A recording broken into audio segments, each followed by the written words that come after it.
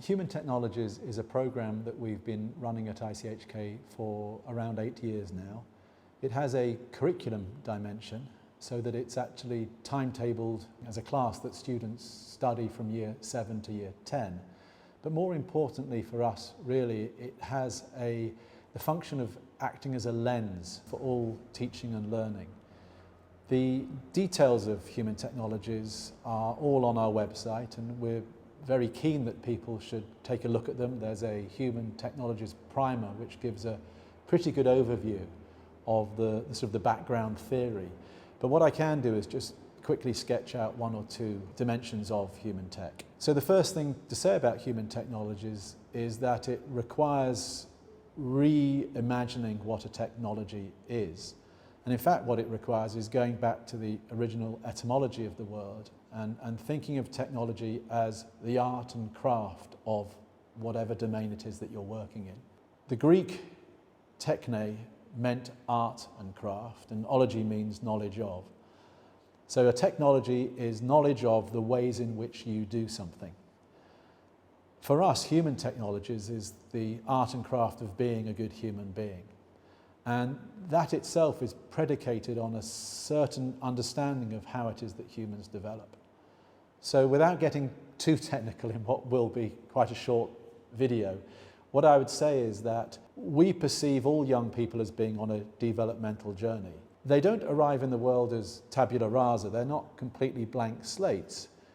Clearly young people, neonates, newborns, arrive with a temperament, with a constitution, with a certain kind of psychological profile. But everything after that really is visited upon them, at least initially.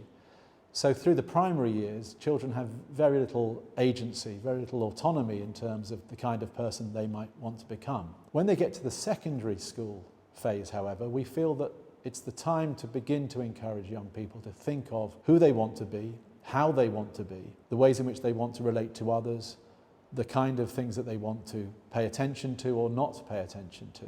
And that's when this notion of technology becomes vital. For us, there are 3 parts to a technology. And we take this definition not by plucking it out of thin air, but by going to the literature on what technology is and how it's developed. So a technology has 3 parts. First of all, it's something whereby one hopes to make oneself more effective, either in bringing around change in the world or by keeping the world in the way that it is. Secondly, because of that, because it's about action and causing change, it has an ethical dimension to it. If you're willing change, it must be because you think that that change is somehow an improvement. Or if you want things to remain as they are, it's because you feel that they are right as they are. There's an ethical side to that. Who would they right for? Who would they be better for? And the third part is that a technology is available widely. It's not just something that you've invented yourself. That indeed would be an invention. But once that invention becomes available for other people to use, then we would say it's a technology. And when other people come to use other people's inventions, then what they often do with them is change them somewhat. They use them for purposes that weren't perhaps originally intended. They customize them. They use them in combination with other technologies in ways that might have unforeseen results. And that really for us is the story of human life, is that what we do as a species, because in terms of our biology, we're quite weak. We don't have talons, we don't have horns, we don't have sharp teeth. We have an amazing brain, and what that brain can do is take these technologies which have been developed by other people around us and use them for our own purposes. And in doing that, what we would say is that people are acting creatively, but within constraints, within parameters.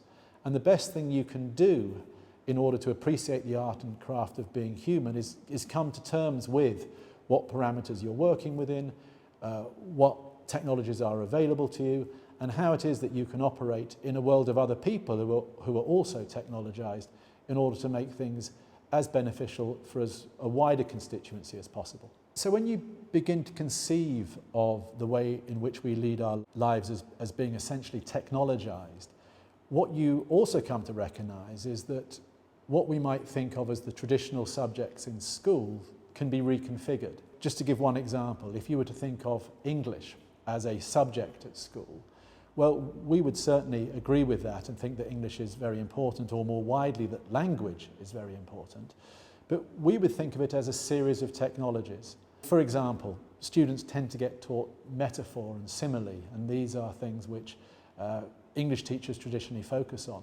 And once again, we would agree with that. But we think of metaphor as a technology. When you adopt this particular linguistic device of bringing into relation two things which are actually not directly related, you are asking the person you are communicating with to begin to conceive of the world differently. And you're doing that because you think that by taking that step, they're going to somehow be differently positioned, they're going to be thinking one thing rather than another, you're going to have a powerful effect on them. So the business of metaphor remains very important, but we would package it slightly differently. Instead of seeing it as some free-floating linguistic device, we would see it as a linguistic technology, which we can study both at the level of its usage, but also analyse it as something which has particular kinds of effects. The human technologies lens is perhaps best understood by reference to the human technologies Venn diagram. And what the Venn diagram does is categorise human experience into 5 interweaving, overlapping spaces. One of those, for example, is the spiritual dimension. And we talk at school of spiritual technologies, which we would think of as ways in which you can get to know yourself better, understand yourself better, and make yourself feel generally more comfortable in your daily experience. So as a school, we would practice mindfulness, as I think many schools now do. But perhaps our accent is slightly different because we don't perceive of mindfulness just as a way to sort of deal with the stresses of everyday life right now. We think of mindfulness as a technology which, once it's been mastered by students, they'll carry with them throughout their lives, and that can become part of really the fabric of what it is that they do on a daily basis. Similarly, we think of somatic technologies as being the kind of bodily skills and control mechanisms that we develop in our PE classes or in our drama classes. So learning to breathe from your diaphragm rather from the top of your lungs is so useful if you want to act, or if you want to be someone who has endurance when you're a runner, for example. So these are the ways in which the lens applies itself right across the school experience. It's not just to do with those timetabled sessions which are called human technologies. It's to do with everything that the students do as students within, and indeed, we hope, outside of the school. The human technologies approach is absolutely central to what we do now, because we feel that it encapsulates the entire aim of equipping young people to go and live lives in which they feel they are rewarded, they have a level of self-control, they are able to self-govern, and as the world changes around them, they're able to recognise that change as a series of technological changes. Something we're very accustomed to is this notion that what we would call material technologies, so physical technologies, gizmos, gadgets, the things which we see constantly being iterated and reiterated in the shops that we visit. We're all very accustomed to that, but what we're less used to is the idea that actually, for example, social scripts, social mores, the way in which we treat each other, the kind of expectations that we have in social environments, those also change. And it's being comfortable with those and able to meet those with versatility and flexibility, which will allow you to be a really successful and purposeful individual beyond the world of school and university.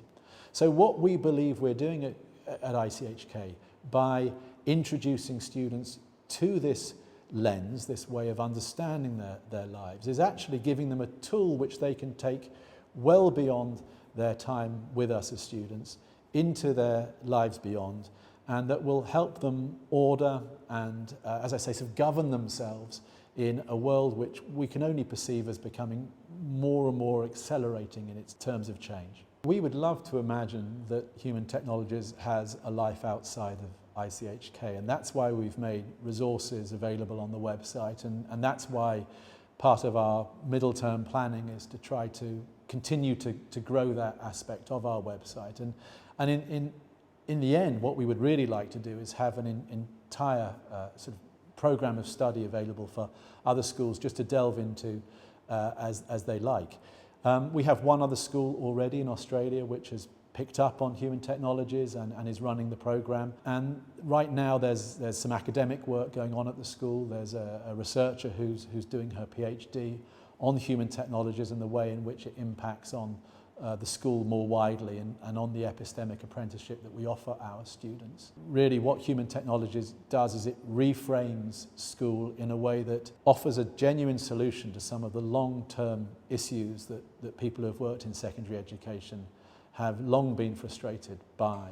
So when you think about, for example, the relevance of the curriculum, whether or not it's truly applicable across the human experience rather than just the narrow set of skills and attributes that we might think of as leading to academic success. I think that human technologies ticks all those boxes. But the thing that we celebrate about it most is that it's very lightweight in terms of the learning curve. You don't have to do a tremendous amount of CPD, you don't have to buy a bunch of resources. Really, you just have to embrace this notion of technology as the art and craft of a domain.